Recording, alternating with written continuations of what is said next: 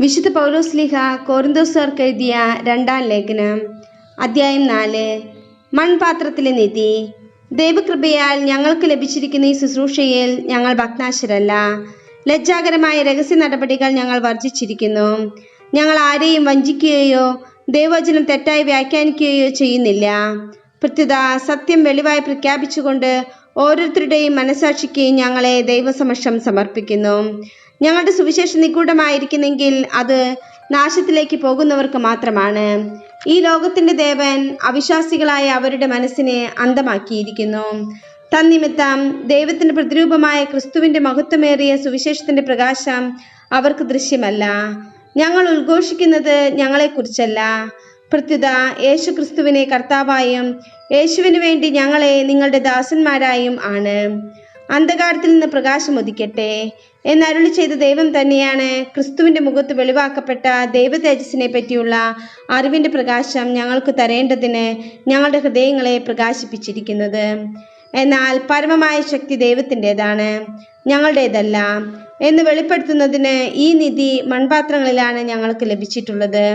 ഞങ്ങൾ എല്ലാ വിധത്തിലും ഞെരുക്കപ്പെടുന്നു, എങ്കിലും തകർക്കപ്പെടുന്നില്ല; വിഷമിപ്പിക്കപ്പെടുന്നു, എങ്കിലും ഭഗ്നാശരാകുന്നില്ല; പീഡിപ്പിക്കപ്പെടുന്നു, എങ്കിലും പരിത്യക്തരാകുന്നില്ല; അടിച്ചു വീഴ്ത്തപ്പെടുന്നു, എങ്കിലും നശിപ്പിക്കപ്പെടുന്നില്ല.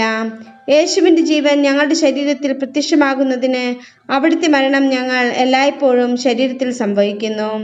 ഞങ്ങളുടെ മർത്യ ശരീരത്തിൽ യേശുവിൻ്റെ ജീവൻ പ്രത്യക്ഷമാകേണ്ടതിന് ഞങ്ങൾ ജീവിച്ചിരിക്കുമ്പോൾ യേശുവിനെ പ്രതി സദാ മരണത്തിന് ഏൽപ്പിക്കപ്പെടുന്നു. തന്നിമിത്തം ഞങ്ങളിൽ മരണവും നിങ്ങളിൽ ജീവനും പ്രവർത്തിക്കുന്നു.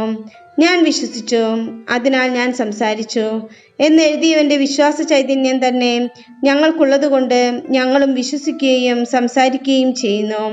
കർത്താവായ യേശുവിനെ ഉയർപ്പിച്ചവൻ യേശുവിനോടുകൂടെ ഞങ്ങളെയും ഉയർപ്പിക്കുമെന്നും നിങ്ങളോടൊപ്പം അവിടുത്തെ സന്നിധിയിൽ കൊണ്ടുവരുമെന്നും ഞങ്ങൾ അറിയുന്നു. ഇതെല്ലാം നിങ്ങൾക്ക് വേണ്ടിയാണ്.